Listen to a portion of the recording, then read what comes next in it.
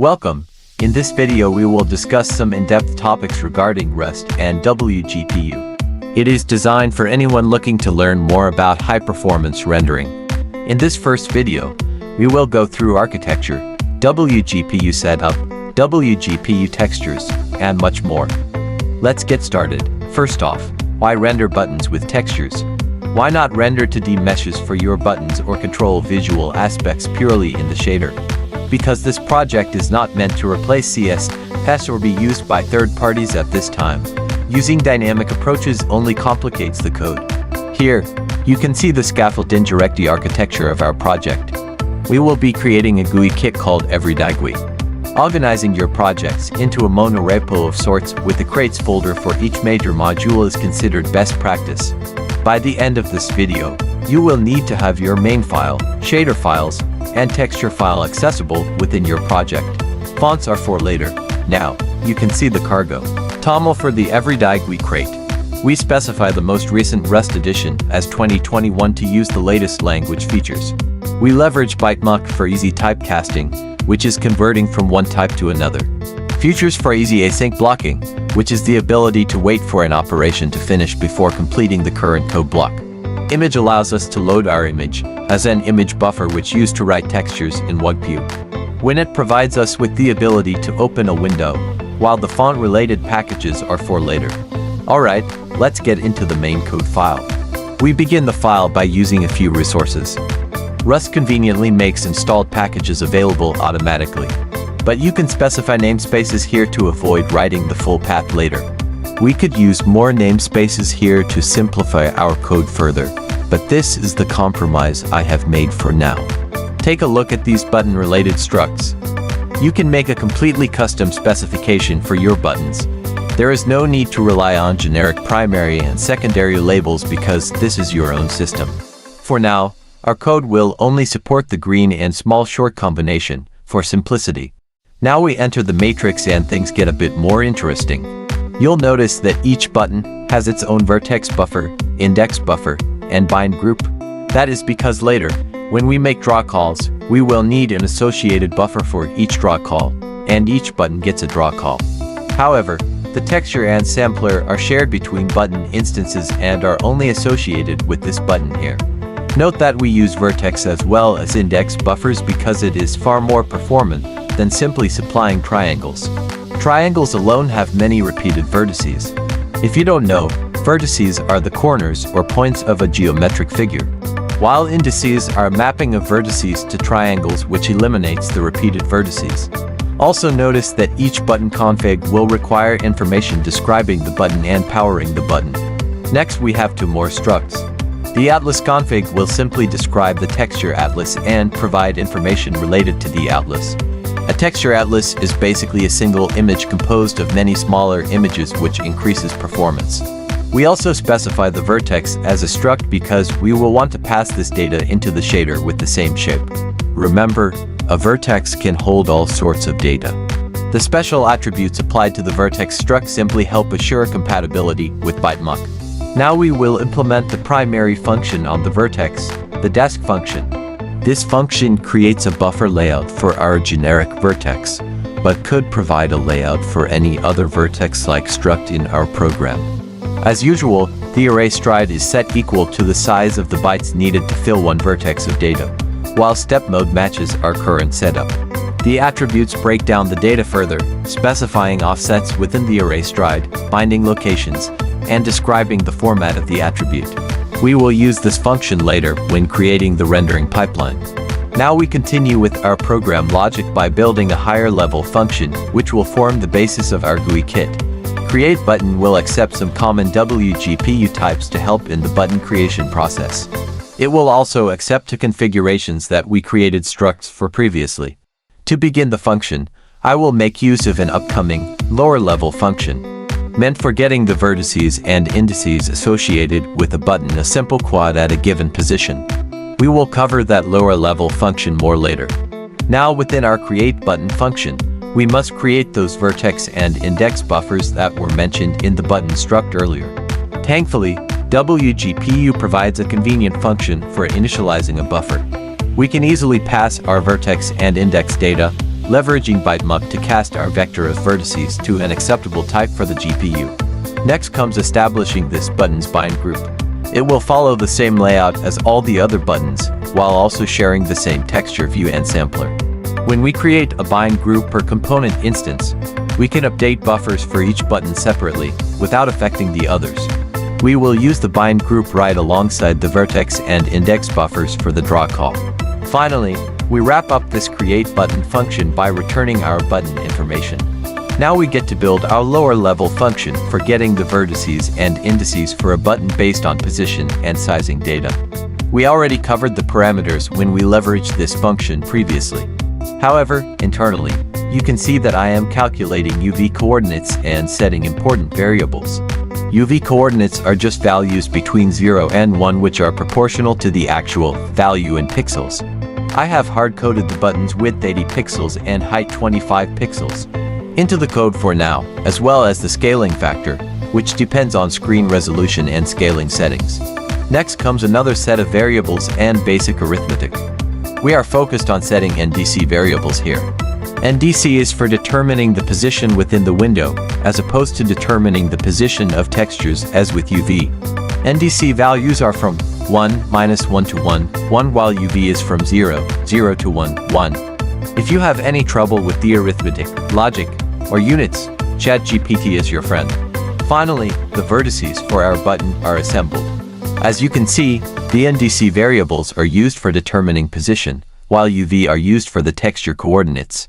You can see that each vertex shares a similar pattern as the others. Each vertex is simply assembled for each corner of the button based on the variables set previously. The shader will interpolate the space in between each vertex. Don't forget to return your indices as well, which simply reuse vertices as per the mapping C number 0 and number 2.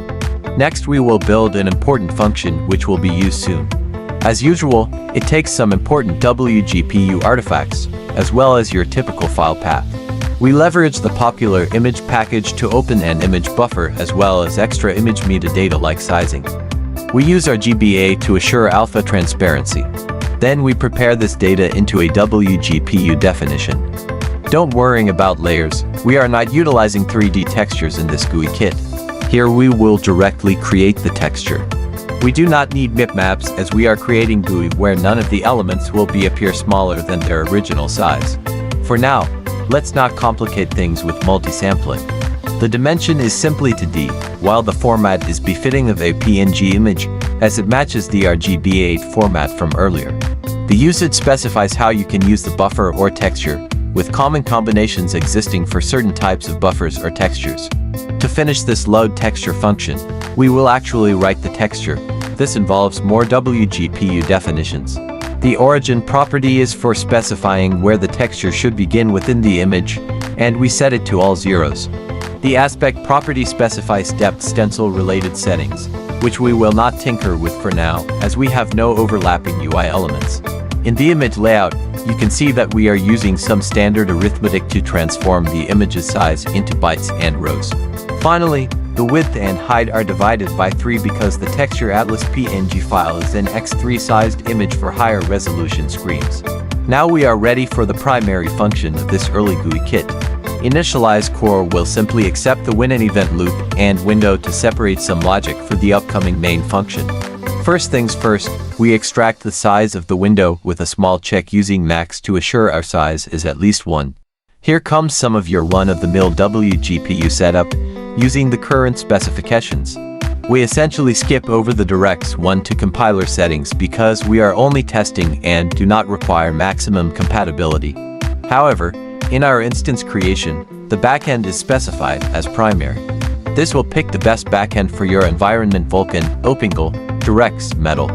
We specify no flags, and specify our pick of OpenGL as minor version for OpenGL purposes. Nothing to worry about here.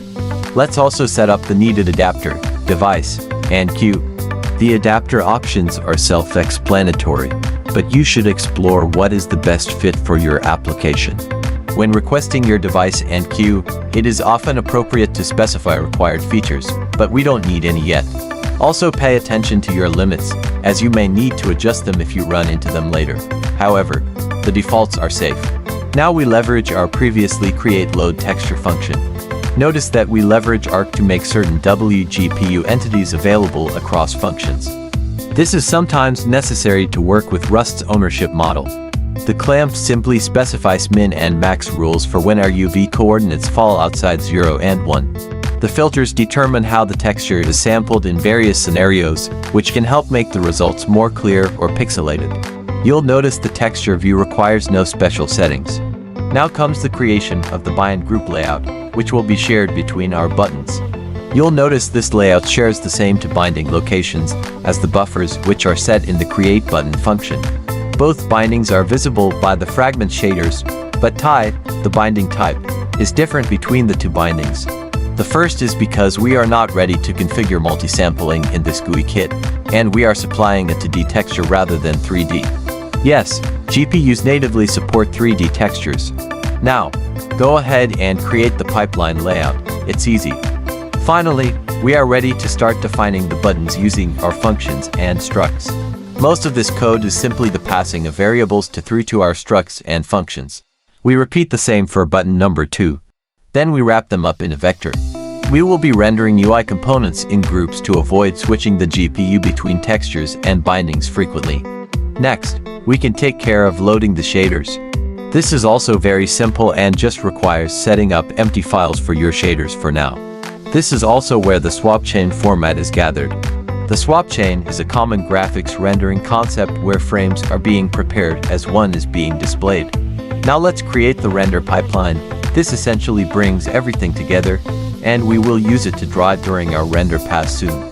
Everything here is self-explanatory, except the blend mode.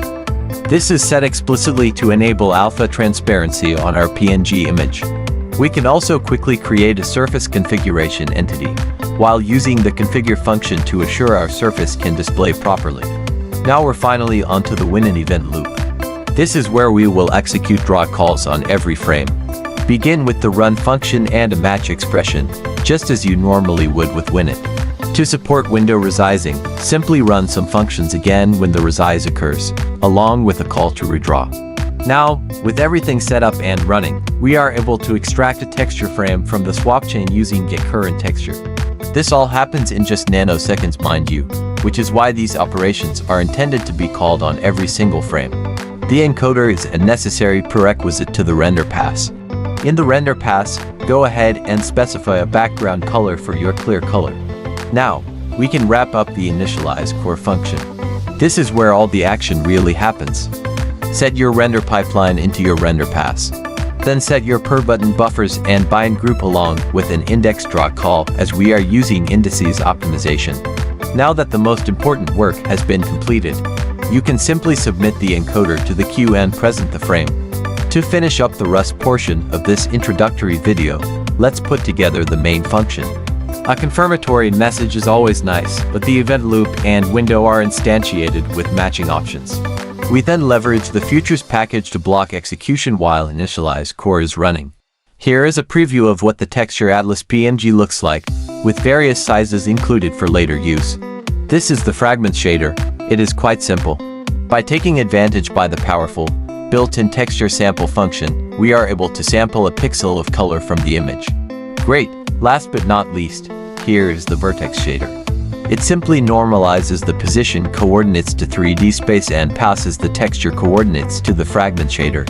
After all, here is a preview of what you can expect when you run cargo. 2 buttons displayed with Wgpu and Rust. Next video will be all about handling fonts and displaying button labels. If you like, please comment or subscribe. Thank you.